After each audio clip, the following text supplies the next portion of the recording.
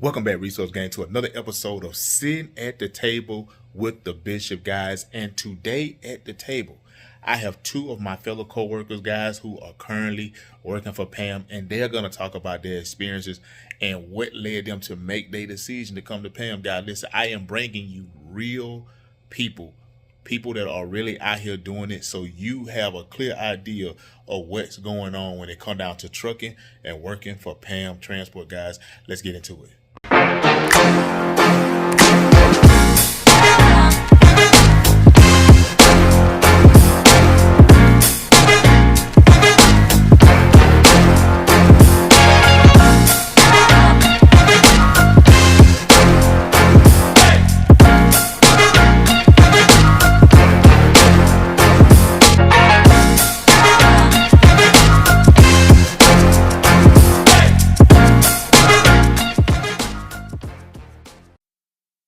All right. Well, being an owner operator in the past, owner operators used to make good money on a consistent basis, but versus today's car, everything is more expensive, but the owner operator pay hadn't went up commensurate with the expenses. The fuel didn't went up, the oil, tires, everything about operating costs had went up, but the pay hadn't went up commensurate with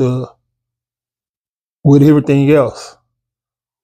So, You see me? Yeah, I can see. I got you. Only been in the game for 8 years. You know what I'm saying?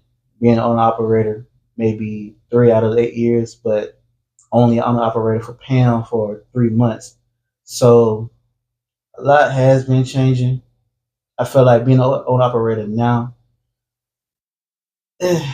fuel prices kicking everybody, but I'm gonna say that's the main thing. We could get more, pay. Working for PAM, we currently, I would say it's an okay pay. I'm not complaining, but it needs to be a little bit better.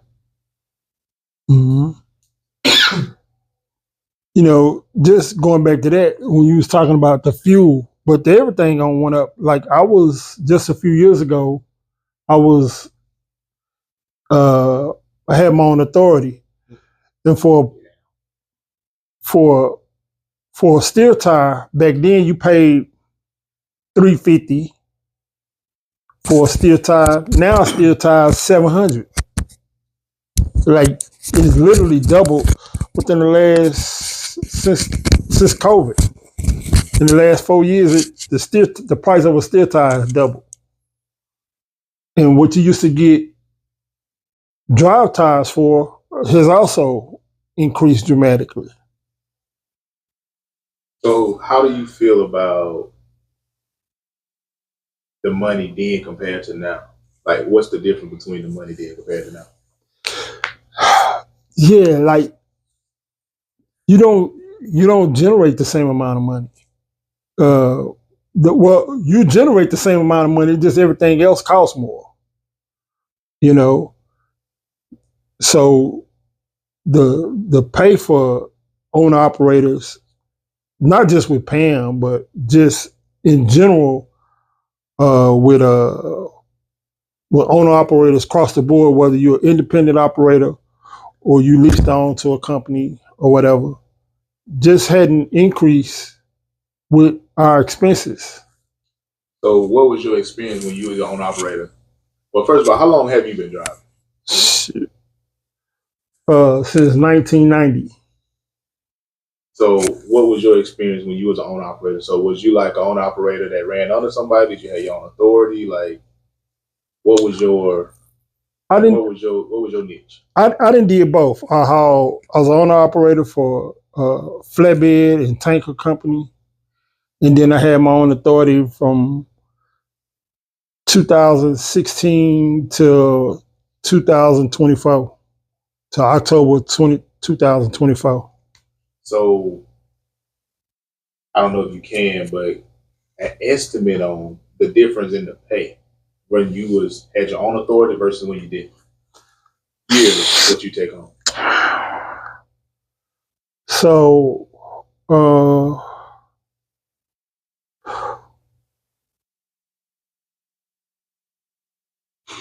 how I can say this. I think uh, my best year as owner operator running your own authority probably gross somewhere in the neighborhood of 340, 350 a year, right? But even at that time, the expenses, fuel wasn't as high. Um, the price of tires wasn't as expensive. Uh, Even your insurance did went up dramatically. So just the operating cost of an owner operator has changed over the years. So, Quan, what was your experience? Was you ever owner operator before you came to PAM? Yeah. I own my own truck. I own two. Pulling for Amazon back in 2021, 2022. One got I had a drunk driver. He crashed my truck while he was driving, whatever. But back then, 2022, this was after COVID hit, I want to say. I had my own authority and I was pulling for Amazon, but even though I had my own authority, I was still pulling under somebody else. You know what I'm saying? Mm-hmm. So, because I'm just starting out. So I couldn't just hop on in. So if I was to say off of my own truck, me personally by myself, I started like the beginning of the summer, I'm going to say, well, close in the middle. So like the beginning of July, I brought in 95. That's only because I started so in the middle, you know what I'm saying? And plus I was working under somebody. But at that time, fuel wise, it was kind of hectic. Like I said, a lot of owner operators going to run into the fuel costs. That's one of the biggest things these days. Tires, I had to pay for my own tires. Especially in the summertime, those tires with asphalt, the sun would eat that beam on that asphalt, eat up all your tires. So different weather conditions, different things gonna happen to the truck. So summertime, you gotta deal with the tires, coolant. Wintertime, you gotta deal with your engine or something going on with your DEF. Anything, a lot varies. Would I do it again by myself outside of PAM? Yes, with the knowledge I got now. And PAM is teaching me more and more to what I need to look for if I was to branch off, from up under them. But being an owner operator, it's a win-lose situation. It's the lose part is when you don't got no money saved up. You just hop in and spend every dime you get. Or you're not moving no freight because if the wheel's not turning, you're not making no money at all. And then if you decide to add more trucks, good help is hard to find. You're gonna put an ad out on Craigslist or Indeed, you get everybody in the woodwork saying, I can work. They get that first 2 checks. Next thing you know, I got a doctor's appointment. Next thing you know, that doctor's appointment, you don't hear from them no more because they got that check. Good help is hard to find. So if you try to be your own operator, stick to one truck for at least a couple of years until you build up, have a savings account in close to 6 figures, just in case you do buy another truck and that don't work, and somebody don't work out. Because good help is hard to find. Trust me, that was my issue. I lost a truck. I'm planning on leasing on another truck from PAM because they're doing all right with me right now. But if I can't find another driver, then I'm just stick to doing it by myself. So, Ron, how do you feel about when you had your truck and you was the owner operator? What kept you afloat? Having good relationships with good customers, picking your loads up on time and delivering them on time. Just having a good reputation and a good relationship.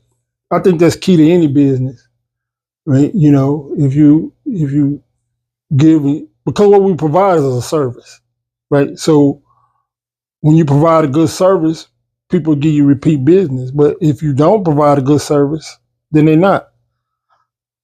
So that's whether you're leased on with a company or you run it independent by yourself. So did you lease onto a company or? Yeah, I'm leased on.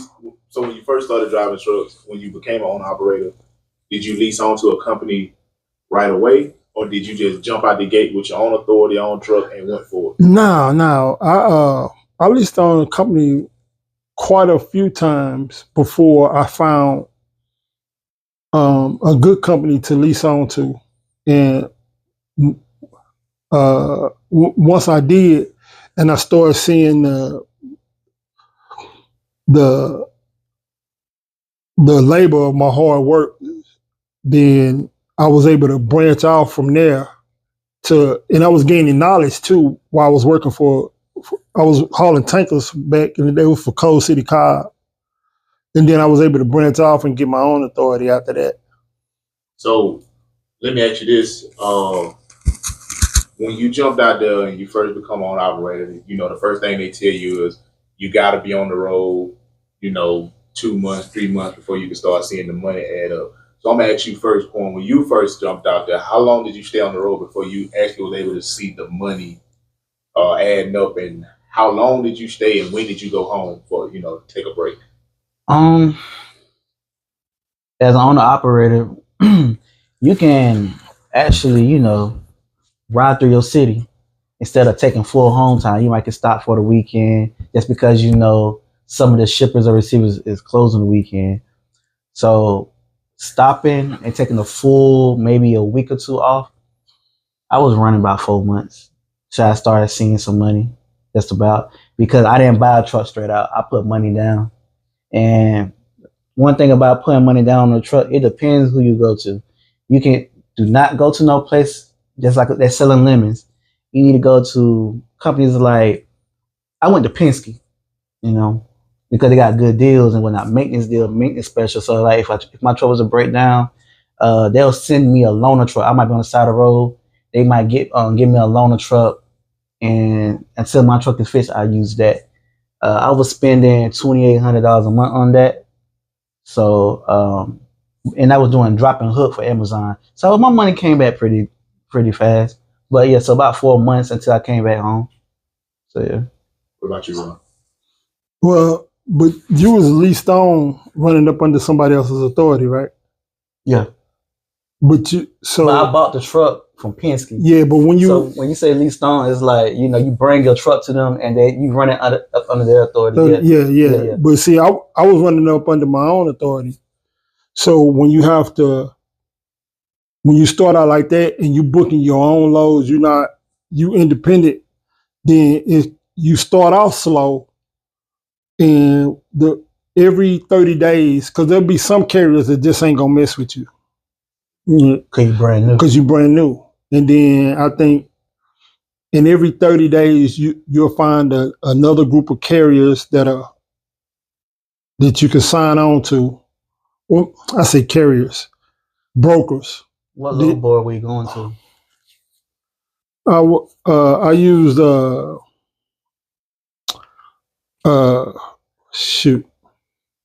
I used Uber Freight to mess with you right out the gate, and then I used I'm drawing a blank now. What's the other one? That. Yeah, I used that. But I didn't stay gone like that initially. One, because I couldn't, because I wasn't booking loads like that, and two, because I lived in Dallas, was a good freight area, so I could get stuff going back and forth and not have to be stuck out nowhere until I was able to build up enough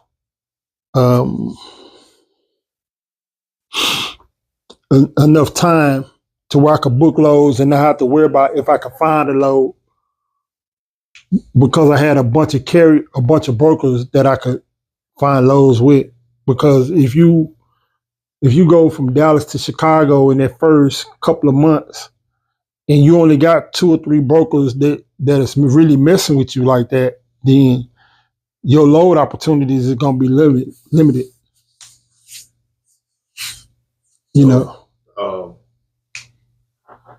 Both of you guys got kids, right?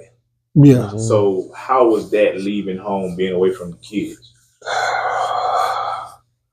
Like, how did you? It was hard at first. Okay. It was hard at first until I got the hang of it. Like I said, off the bat, as an owner operator, you in charge on your own routes. So it's your choice to go home, but you gotta understand if you go home, that wheel's not turning, you ain't making no money. You feel me? So dealing with a newborn, you missing out on a lot of stuff. That it don't just hurt you, it hurts the mother. Cause the mother, she dealing with postpartum and everything. So now when you go home, it's more stress and that. A lot of things changes. Cause you gone for 3 months at a time. That baby not gonna remember you, especially with a newborn. You know what I'm saying? It takes some time. That's hurtful. I dealt with that, you know. But being the owner operator now, my kids older. They're trying to learn. They're trying to understand. But also, the position I'm in right now with Pam, I'm home every day now, so I'm not trying to mess that up. That home time is important, very important. What about you, Ron? How was it for you with your kids, knowing that you want to be there, but daddy still got to go make some money to take care of y'all. So how did you handle that as far as relating the message? And all right, as a father, we gone, but we always thinking about them. You know what I'm saying? Yeah. So how was you able to continue to efficiently do your job and not get too emotionally involved? I think one of the things that my daughters were older, they was graduating high school and becoming young women at the time. So I think if they was when they was younger, that was more difficult for me to do. But as they became older, they were starting to go off to college and stuff during this time. So, they was while I was leaving, they was leaving too. So that made it easier. And it got to the point over after the first couple of years, right? I was home more than them, right? You know what I'm saying? Because they was off at college, and when I was home, they wasn't there anyway. All right, so now I keep hearing y'all throwing Pam back and forth. So I'm gonna start with you first, Ron. Then Quan, we're gonna come to you. So what was the driving factor to make you come to Pam? And you live in Dallas, so there's a lot of truck stops. There's a lot of trucking companies up there. So what made you decide? Okay, I want to give Pam a try. It was a dedicated lane because after my authority, my motor went out of my truck, and I had the money to get it fixed, but it didn't seem like it was worth it because the money being generated. And I just thought maybe it's time for a change. And when I looked around, I seen that Pam had a thing for a dedicated run. I was like, man, I'm tired of being out here gone, weeks at a time. I wanted to be home more, so I jumped on it. What about you, Quan? What was the driving factor to make you want to come to Pam? What made you look at them? Same thing. I was over before I came to Pam. I was over the road. I was down. I just moved to Dallas. I moved to Dallas in October of last year, and when I moved, I didn't go home at all because I was over the road pulling hazmat. So I was like, damn, I paying for an apartment that I'm not even staying in. So I came across Pam. They offered home every other night, lease operator, top pay, whatnot. Cool. As a truck driver, it's that home time. The home time is number one to every truck driver nowadays. So yeah. So where you from? North Carolina, the South. Where you from, Ron? I'm from Dallas. All right. North Carolina, D-Town, as they say. Yes, sir. So, all right, now you've seen Pam and you decided you're like, okay, I wanted to give it a try. So, what have your experience been? Matter of fact, when did you start, Ron? We're going to start with you first. 1st of February. So, from February up until now, what have your experience been like? Coming from, you had your own truck, your own authority, and now you decide to take this route. So what have the experience been like? One thing I say, I think I had some good recruiters because I didn't get hit with a whole bunch of surprises like they told me this and it wasn't going to be this. Everything they told me that was going to happen when I got here happened. So, that's not common in a lot of carriers, because I've been around. They say anything to get you in the door. Then it's been a good experience, especially for somebody who used to working for himself, right, and not having to answer to nobody a whole lot. So um, it's been cool. I ain't had no real issues. What about you, Corn? I started the beginning of March. Right now, if I got any issues? Nah, I like my lane. I get home every other day. That's what I want. As far as recruiters, my opinion, my personal opinion. I mean, I didn't have your recruiter, so everybody recruiter is different. My recruiter could have did okay, more better with his communication. Communication is big to me, especially I'm a truck driver, so communication is like it gotta be up there with me. So, but other than that, I enjoyed PAM. I had no thoughts of leaving right now. Or anything. Like I said, I'm about to become a mentor in less than a day, so I'm trying to progress. So, yeah. Mm-hmm. All right, so you taking on a new hat. You want to be a mentor. What about you, Ronnie? You thinking about the same thing? Yeah. We're both in mentoring class right now, so we should graduate tomorrow from the mentoring class. Yeah, like he don't know something. So my question is, what made you decide? And I want to start with you first, Ron, because I know you got the most experience over 30 years. What made you decide at this point in your life right now that you want to be a mentor? You want to teach somebody else a skill set? To be perfectly honest, I wasn't sure if I wanted to do it, right? But I wasn't scared to try it. Because I know myself, and I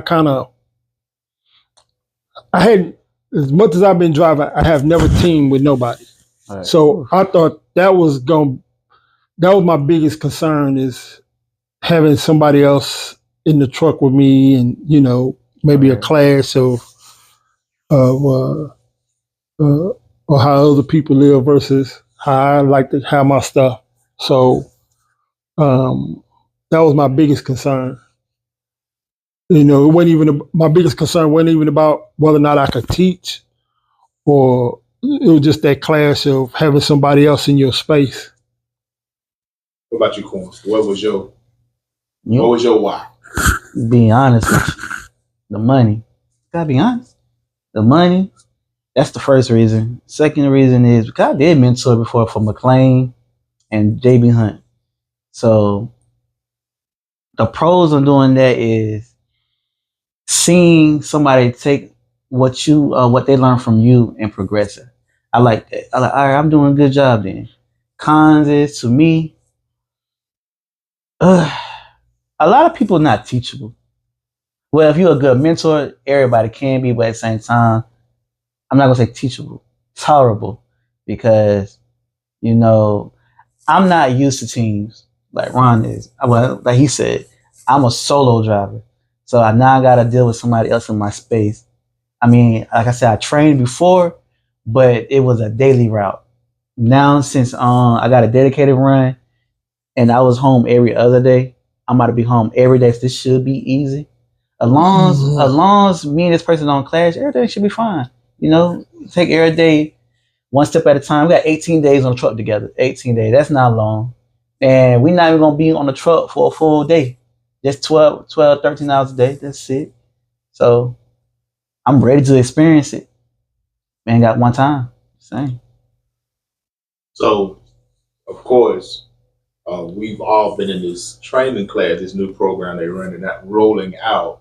So, Ron, just from what you've seen over the past couple of days, how do you feel about the new training program?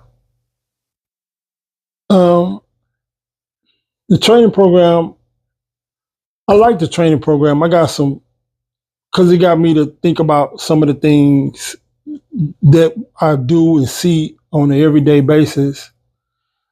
And instead of thinking about it as in doing it, now I got to think about it as in teaching it and telling and communicating what I'm seeing and communicating what I'm doing and why I'm doing it to somebody who just don't know.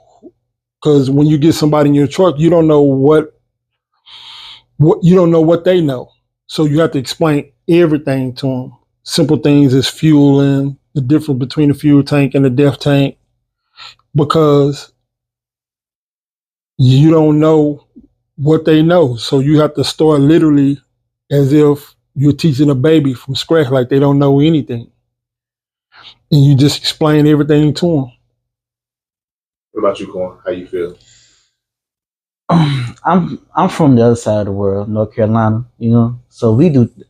It's new to me, you know what I'm saying? Because things are different from there to here, you know what I'm saying? So every company in every state got different things.